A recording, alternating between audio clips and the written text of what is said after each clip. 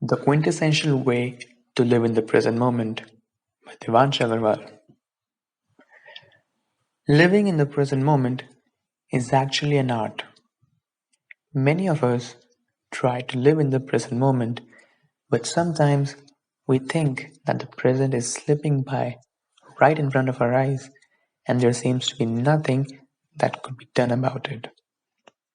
We just at times simply sit in a corner and feel totally helpless about us not being able to hold on to this precious present moment. This is exactly like holding sand in a fist. The more you try to hold it together, the faster it will slip by. So, the basic idea to understand here is that whatever we are trying to hold on to is actually not the present but the past. The thing that you can't hold is the present. We want to elongate the present when the time is good because we think that doing so can make us happier. And this is precisely the problem.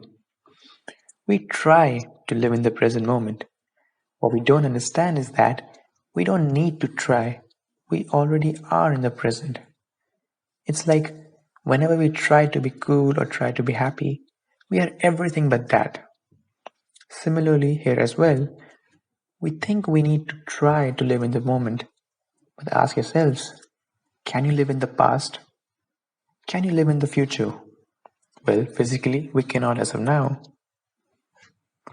The present is like a flowing river that doesn't need to be held on to. One just has to flow along with it. Stagnant water breeds mosquitoes and smells awfully bad. You don't need to stop a flowing river, just take a dip. Life is similar to this river. We don't have to stop and disturb the flow of the river. We just have to enjoy each and every moment to its fullest, as every breath is a gift one should embrace.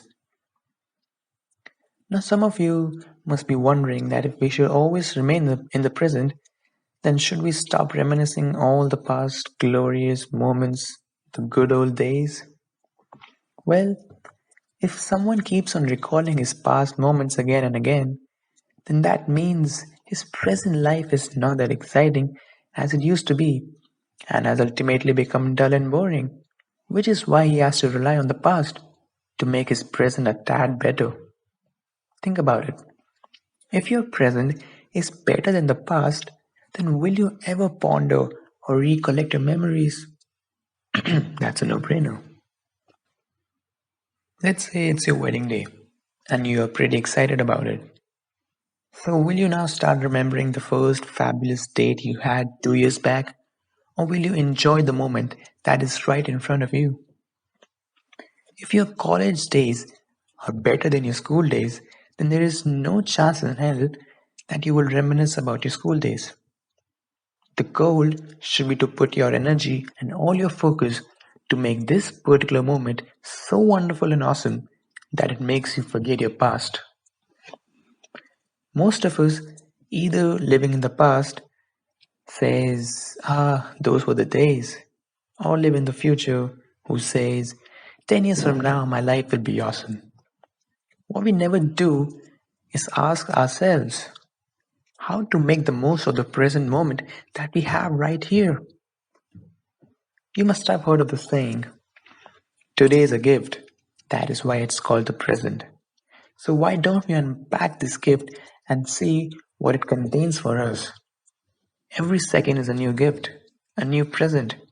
So, let's make this gift worthwhile. To live in the present moment effortlessly should be the goal. No more wandering in the past or the future without your permission. This means that it should be in your control to take lessons from the past and imagine the future whenever necessary. The past and the future should not control you as they do now. If you observe carefully, every phase of your life has some pros and cons. But what we do is that we just remember the positives of the past and compare them with the negatives of the present, which makes us miserable. People say that school time was the best time of our lives. But was it actually what you say it is? When you were in school, all you wanted to do was go into college and be done with it as soon as possible. So why do we lie to ourselves once we grow up? If someone sends you back to school, then you may enjoy it for a day or two, but on the third day, you will surely miss the life you have, and you would want to go back as soon as possible. We have actually batched things up. Some of those good memories we had in the past keep on repeating themselves in a loop, making us remember how dull our present life has become. But we all know that it is not the whole truth. We have barely fragmented our memories into good and bad. We ignore the bad and clutch to the good ones, which is why we are unable to live in the present moment sometimes. Life is not to be lived in fragments, it is much bigger than a few good moments. Stop living in fragments. Whenever we see things in isolation, we either grab that one little thing that didn't go as anticipated, which makes our mind restless and ignore the infinite things that went right, or we hold on to a few good things that happened in the past to make us realize why our present sucks. This is basically stealing away the golden opportunity from our present, which always has the potential to be a lot better than our past. The intelligent way to deal with this predicament is to realize the fact that in the past you had some good and bad moments, and that is how it's always gonna be in the future as well. There will always be good people and bad people, good situations and bad situations, good relations and bad relations, good decisions and bad decisions, good and bad of everything. This is the gospel truth. That's how life is. They both are complementary to each other, and one can't have it both ways. If you squeeze a lemon, you gotta deal with the lemon seeds too. And moreover, one can't actually live in the past or the future even if he wants to. There is no choice here. If you have no choice but to live in the moment, then you might as well live it to its fullest. Common sense, right? And this moment is not going anywhere. Even after 2 years, the moment then will bring with it a different gift that will be the beginning of something entirely new. If you start seeing things this way, then you can be actually free from the past and the future, and you will always be in the present. A layer deeper. Ever wondered what's the biggest difference between a child and a grown up? Keeping aside all the physical and mental differences, there is something else too that differentiates a child from an adult. It's all in this three-lettered word, ego. There is no sense of I in kids. This I is nothing but a pile of one's past experiences. Right from childhood up until now, we all have a bunch of beliefs and have formed up a story and have associated ourselves with it pretty strongly, which is the basis of I or ego. This is the reason which is keeping us from living our lives to the fullest and making us not able to live in the present. All the fears we have are because of this only. Let me explain how. What if, hypothetically, I wipe your entire past with a snap of my fingers? What's gonna happen? What every problem you have currently will just vanish all of a sudden while keeping aside the health issues? You'd be like a newborn baby, just physically grown up. There will be practically no way to make you sad or gloomy. Everything will be bliss for you, and you will finally be able to actually live in the present moment. You will see things all around you as it is, but won't have any preconceived notions about it. You will just be. All the problems arise when our brain starts labeling things as right or wrong, good or bad, profit or loss.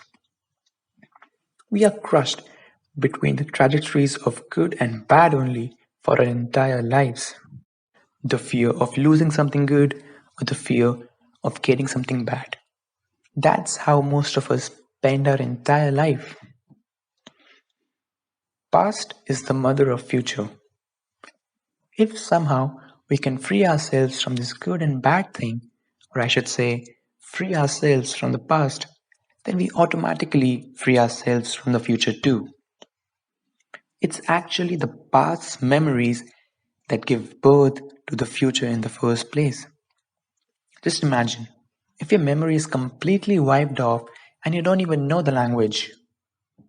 You will also forget that someone in your childhood made you believe that you are your body or your name, and then you wouldn't even know that whether the body you are in is actually yours or someone else's. When you're free of this past, and when all your so-called future plans based upon your past also disappears, then all that remains is the present, and all that remains left in the present moment is the real you. The thing that's left after your memory is completely wiped off. The thing that's looking at things through your body, hearing sounds through your body, and feeling all kinds of sensation is the real you. And the real you always live in the present moment. We all have merely created a smaller sense of our own self in our minds based upon our memories, and based upon the very same memories we live in our own projections and the dream world of the future, completely making ourselves incompetent to live in the present moment. Identify the real you. I was XYZ in the past, so I gotta be element in the future. The truth is that you're neither what you think you were in the past, nor what you think you should or could be in the future. Your past is like some data stored on a hard drive. Now, even though the data is yours, but the data is not you, there's a difference. It's just like saying that you're actually the reflection you see of yourself in the mirror. The reflection is surely yours, but all the problem arises when you confuse yourself with your reflection. Similarly, you actually always live in the present moment already, and there is no way to physically make you not live in the present. But due to our misunderstanding, we go through all kinds of trouble and suffer. Tell me, can you actually go in the past? Can you foresee the future? Well, as of 2020, time travel hasn't been made possible. So technically, you can always live in the present moment only. But because we have clung to the stories we have formed in our mind, we become our own biggest enemies. If for some moment we can break free of all those stories and see and live in the present moment right now, then that's what's called self realization, enlightenment, or nirvana. Being free from both the greed of achieving something and the fear of losing something is what makes us something worth digging. And how can one experience this? Well, sit alone for a moment or two at a peaceful place. It can be a home or a bench of park. Now close your eyes. Things will get a little interesting from here. I'm going to want you to hypothetically bundle all your memories like a pile of notebooks and sacrifice it to God, nature, or whatever it is you believe in. Well, don't worry. It isn't going to be permanent. Just try this for 2 minutes and see the magic. It's because of nature only that provided you with the life you have that you have all those memories in the first place. So you just have to tie up all your memories in a bundle and give it back to its real proprietor. Take it as a joke or a dare, I don't care. Just do it once. Close your eyes and see what happens. You will reach and feel a world that is beyond everything. A world where you won't be able to differentiate between you and I, the good and the bad, God and devotee. Surely you will have thoughts, but the thoughts won't have you. The feeling of abundance will make you full because you will be fully alive in the present moment. You will see, hear, and feel things without any preconceived notions or beliefs you had, just like a little baby, and you will experience the very basic nature of your consciousness, that is, pure bliss. Now that your mind is absolutely peaceful and pure, you will not be able to see any kind of negativities in others, even if you want to, because the truth of the matter is that all the negativity and positivity is inside us only and not dependent on some external factors. The more you practice this experience, the more effortless this will become, and the more profound will the experience be eventually. Also, the basic difference between what we're doing now and the ultimate enlightenment or liberation is that here we are trying to get rid of the memories, which is only possible for so long. After a while, it will come back and everything will go back to square one. But when you will completely understand and apply these things diligently and honestly in your life, the memory will still be there, but your attention will automatically come here and you will live in the present moment. Remember, the goal isn't to get rid of the memories. It has its own importance, which is vital for survival. The goal is to be free from the grip of the memory, which can be harmful.